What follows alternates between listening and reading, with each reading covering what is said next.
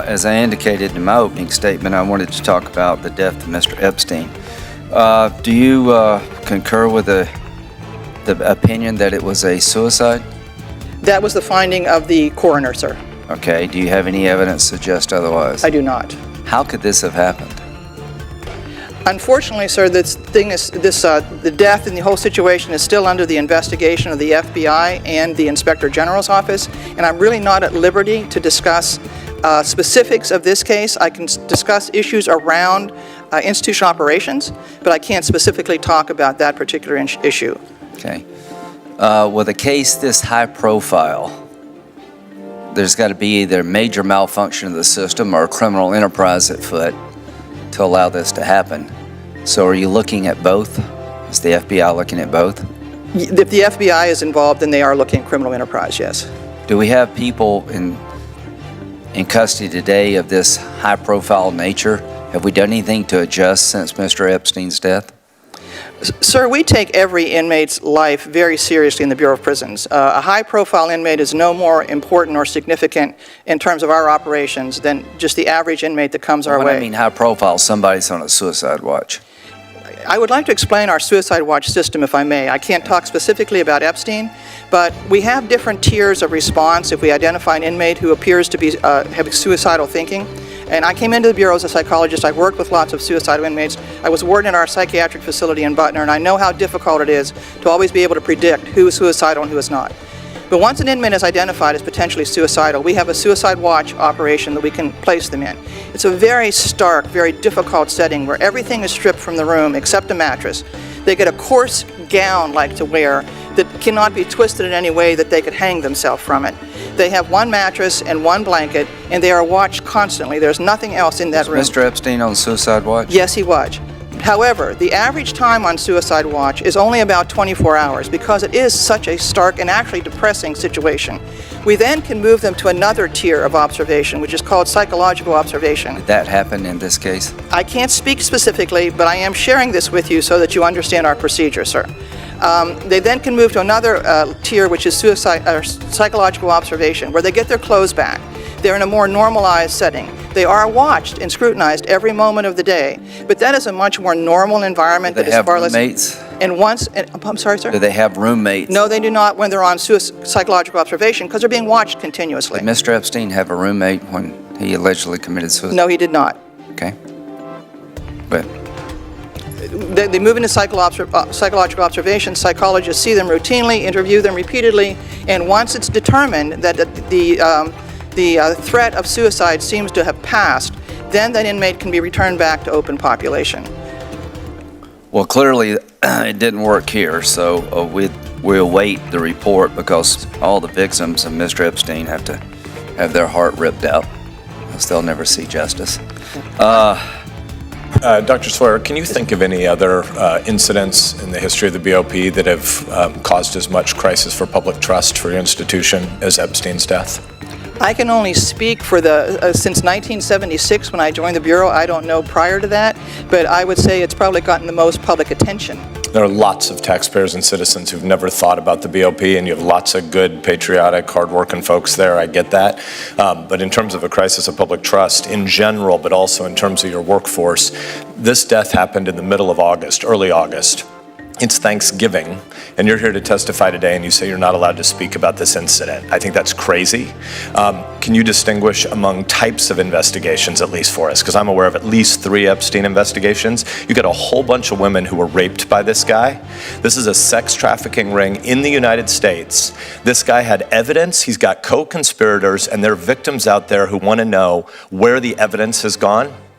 Can you tell us a little bit more about the different investigations? I understand there's at least one that you're directed by Main Justice not to speak about, but there are at least 3 investigations. Can you unpack them, please? There are 2 investigations that are ongoing. One is the FBI's investigation, and the other is the Inspector General's investigation. Both inside BOP, but there's a third one outside, which is why Epstein was in your institution to begin with. Yeah, and that, sir, is completely out of my... I get that. There's a lot here where DOJ has failed. There's a lot here that BOP has failed. Let's just be clear so we have a level set for everybody in this room. You're in your job because of this crisis. right? You come here today and you say you can't testify about it, but the reason you're director now is because the last guy got fired, right? Senator, I can't tell you what I don't know. I have received no information from the FBI investigation yet, nor no information from the Inspector General. Once those entities go into one of our facilities, we are forbidden from talking to anybody in the institution. We can send in a team and look at wherever there might have been a security flaw or something, but we are not allowed to talk to anybody in our institutions about anything that happened over the Epstein. With all due respect, you still have an obligation to speak to the girls who were raped by this guy today. You may not have to speak about every particular of the guards that were arrested last night, but the fact that there is an ongoing attempt by the United States government to find out if there's still any evidence about the co-conspirators, you do have an obligation to speak to those girls who were raped today. You may not speak about the specifics of the charges against those two guards this morning who were taken into custody, but more broadly, you should be able to unpack, have we changed any processes about how cases like this are handled? It's been more than 90 days, and you said, I think your quote was, we treat every inmate the same. We believe in America that every individual has equal dignity, but not every inmate has equal value for future criminal investigations. Jeffrey Epstein was still to testify in a case. Somebody who's already been convicted, who may be on suicide watch, there are lots of good reasons to not want that guy to be able to kill himself. This is different, because it isn't just about the individual inmate who might kill themselves. It's about the fact that that bastard wasn't able to testify against his other co-conspirators. So it is wrong as a management matter for you to say we treat everybody the same. We should be treating people who are yet to testify against other felons, against other rapists. They have a lot more priority for your institution, don't they? Senator, pretty much all of our inmates that are in any of our jail facilities are pretrial. They're still yet to testify, to be involved, to share information on other cases. I don't know what evidence you're asking of me. If you're saying, was there any evidence in his room, in his possession at the time? No, that was all confiscated by the FBI. In his brain, and in the cameras, and in the tapes that the American public well understands appear to not be urgent enough for the Department of Justice. No, it's very urgent for the Department of Justice, and it's all been confiscated by the FBI, and it's all part of their investigation. That's why none of that is shared with the Director of the Bureau of Prisons or anyone in the Bureau until the investigations are completed. Once those are completed, I'd be very happy to come up here and talk with any one of you that want to hear everything about we glean from those investigations. But until I have that information, there's nothing I can tell you. If I don't have the information, I cannot share anything with you. Then how widespread is the problem of sleeping on the job? There are lots of people in the public who think this seems a very convenient excuse. And so tell us, is it a systemic problem? Do we have a lot of people who sleep on the job when they're supposed to be guarding federal inmates? We have a few, sir, and we have been monitoring the cameras that are existing in every one of our institutions to determine how well and how effectively our inmates are, our staff members are doing their rounds and counts in the institutions.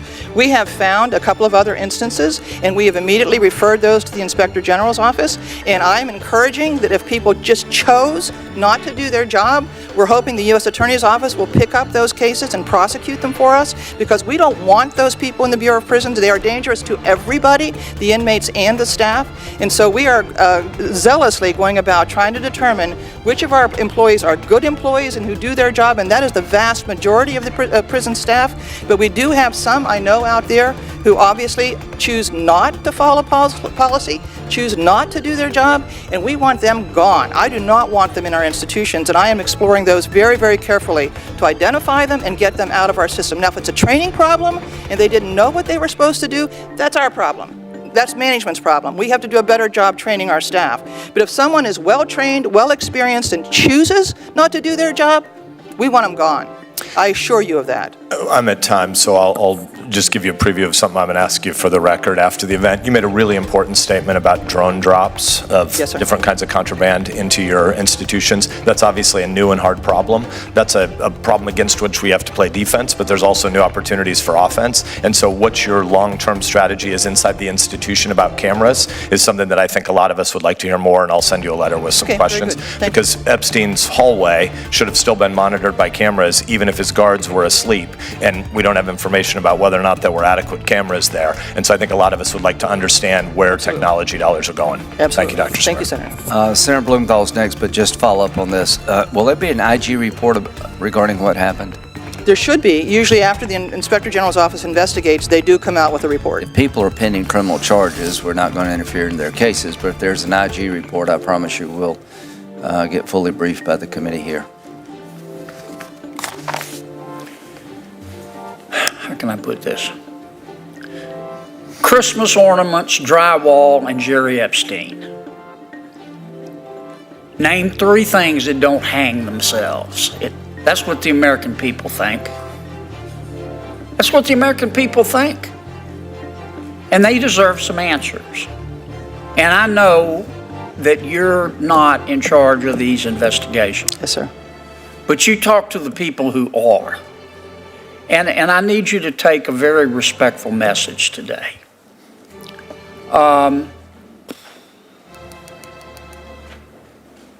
Tell the American people what happened.